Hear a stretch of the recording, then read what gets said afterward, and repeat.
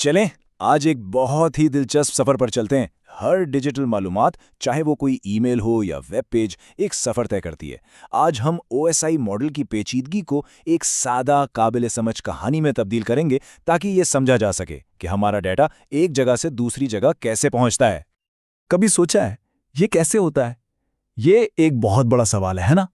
यही वो जादू है जिसे हम आज डिकोड करने जा रहे हैं, और इसका जवाब 7 तहों पर मुश्तमिल एक बहुत ही शानदार फ्रेमवर्क में छुपा है। तो ये OSI मॉडल है क्या? आसान लफ्जों में इसे तमाम डिवाइसेस के लिए एक यूनिवर्सल जुबान समझ लें। इससे कोई फर्क नहीं पड़ता कि कोई एप्पल का फोन इस्तेमाल कर रहा है या एंड्रॉयड का लैपटॉप। जब तक वो इन 7 उसूलों पर अमल करते हैं, वो एक दूसरे से बात कर सकते हैं। यही वो मयार है जो हमारे जदीद इंटरनेट को मुमकिन बनाता है। अब इस पूरे अमल को समझने की जो चाबी है ना, वो है एनकैप्सुलेशन का तसव्वुर। जरा सोचें कि हमारा जो असल डेटा है वो एक दवा की तरह है। जैसे जैसे ये हर तह से गुजरता है, इस पर एक नया खोल या कैप्सूल चढ़ाया जाता है। हर खोल का एक खास काम होता है, बिल्कुल उसी तरह जैसे दवा के कैप्सूल की मुख्तलिफ तहें जो अलग अलग वक्त पर घुलकर अपना काम करती हैं। तो ये सफ़र शुरू कहाँ से होता है?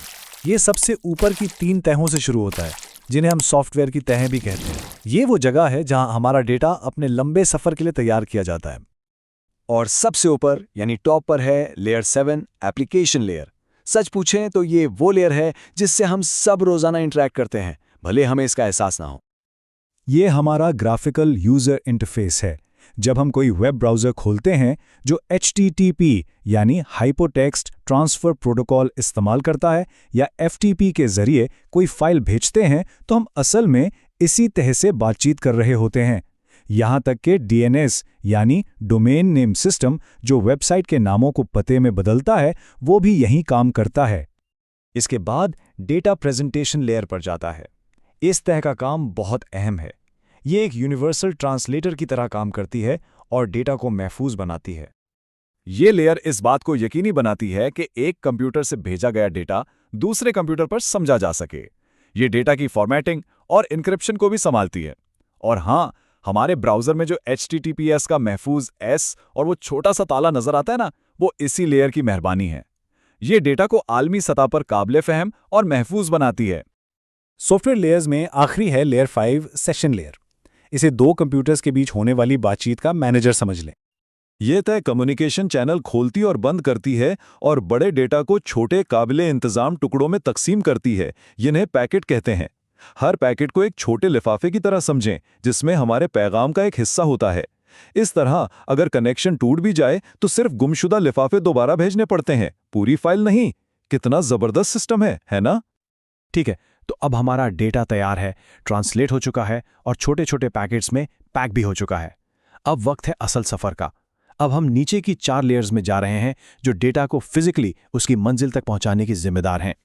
लेयर 4 यानी ट्रांसपोर्ट लेयर बहुत ही अहम है। ये फैसला करती है कि डेटा कैसे भेजा जाएगा। यहाँ एक बहुत बड़ा इंतखाब करना होता है, हमें भरोसा चाहिए या रफ्तार। इस इंतखाब को समझने के लिए 2 प्रोटोकॉल्स हैं, TCP और UDP। इन्हें 2 भाइयों की तरह समझें। एक बहुत जिम्मेदार और काबिल एतमाद है, जो हर चीज़ की तस्दीक करता है, जबकि दूसरा तेज़ और थोड़ा लापरवाह है, बस काम जल्दी खत्म करना चाहता है। तो सबसे अहम नुक्ता यह है, TCP यानी ट्रांसमिशन कंट्रोल प्रोटोकॉल हमारा काबिल एतमाद कुरियर है। ये कनेक्शन बनाता है, हर चीज़ को दोबारा चेक करता है और इस बात की जमानत देता है कि सब कुछ पहुंचेगा। ये ईमेल्स के लिए बेहतरीन है, जहां हर लफ्ज़ अहमियत रखता है। दूसरी तरफ है UDP यानी यूजर डेटाग्राम प्रोटोकॉल। ये एक स्प्रिंटर है। ये डेटा को जितनी जल्दी हो सके बाहर फेंक देता है। ये स्ट्रीमिंग या गेमिंग के लिए बेहतरीन है, जहां थोड़ी सी रुकावट दोबारा ट्रांसमिशन के इंतजार से बेहतर है। इसके बाद हमारे पैकेट्स पहुंचते हैं लेयर 3 यानी नेटवर्क लेयर पर। इसे समझें, नेटवर्क की डार्क सर्विस। इसका काम एड्रेसिंग और राउटिंग है। ये लेयर हर पैकेट पर एक IP एड्रेस लगाती है, बिल्कुल किसी खत पर लिखे पते की तरह। फिर राउटर्स जैसे आलात OSPF जैसे प्रोटोकॉल्स का इस्तेमाल करते हैं, यानी ओपन शॉर्टेस्ट पाथ फर्स्ट, ताकि इंटरनेट के वसी नेटवर्क पर मंजिल तक पहुंचने के लिए बेहतरीन और तेज़ तरीन रास्ता तलाश किया जा सके। हम मंजिल के बहुत करीब हैं। लेयर 2 डेटा लिंक लेयर सफ़र के आखिरी यानी लोकल हिस्से को संभालती है। ये पैकेट को सही गली से सीधा सही घर तक पहुंचाने जैसा है। यहाँ एक और पता शामिल होता है, MAC एड्रेस। ये हर डिवाइस के नेटवर्क इंटरफेस कार्ड यानी NIC के लिए एक मुनफरिद मुस्तकिल शिनाख्त कुनिंदा है। एक बार जब पैकेट मकामी नेटवर्क पर पहुंच जाता है तो मैक एड्रेस इस बात को यकीनी बनाता है कि ये बिल्कुल सही डिवाइस तक पहुंचे। और ये फ़र्क समझना बहुत ज़रूरी है। एक IP एड्रेस हमारे घर के पते की तरह है। अगर हम घर बदलें तो पता भी बदल सकता है, जबकि एक मैक एड्रेस हमारी शनाख्ती कार्ड नंबर जैसा है। ये हमारी डिवाइस के साथ हमेशा के लिए जुड़ा हुआ है। और आखिरकार हम सबसे निचली लेयर पर आ गए, लेयर 1, फिजिकल लेयर। ये वो जगह है जहां डिजिटल दुनिया असली ठोस शक्ल इख्तियार कर लेती है। ये वो सारा हार्डवेयर है जो नेटवर्क बनाता है, ईथरनेट केबल्स, फाइबर ऑप्टिक्स और यहां तक के वाईफाई सिग्नल्स।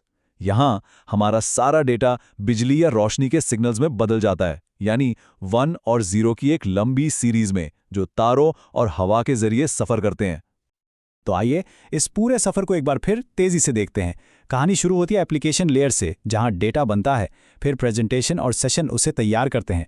ट्रांसपोर्ट लेयर फैसला करती है कि उसे कैसे भेजना है। नेटवर्क और डेटा लिंक लेयर्स उस पर पते लगाती हैं, आलमी IP और मकामी मैक दोनों। और आखिर में फिजिकल लेयर उसे बिट्स की शक्ल में दुनिया में भेज देती है। और बस हमारा डेटा कामयाबी से अपनी मंजिल तक पहुंच गया है। ये एक पेचीदा सफर लगता है, लेकिन इस 7 सतही मॉडल की बदौलत ये हर सेकंड में अरबों बार बिल्कुल परफेक्ट तरीके से होता है। तो डेटा तो पहुंच गया, लेकिन एक सवाल बाकी है। इन पैकेट्स के अंदर असल में होता क्या है? और वसूल करने वाला कंप्यूटर इन हजारों छोटे छोटे टुकड़ों को वापस एक मुकम्मल तस्वीर या ईमेल में कैसे जोड़ता है? ये एक ऐसी खोज है जो हमें और भी गहराई में ले जाएगी।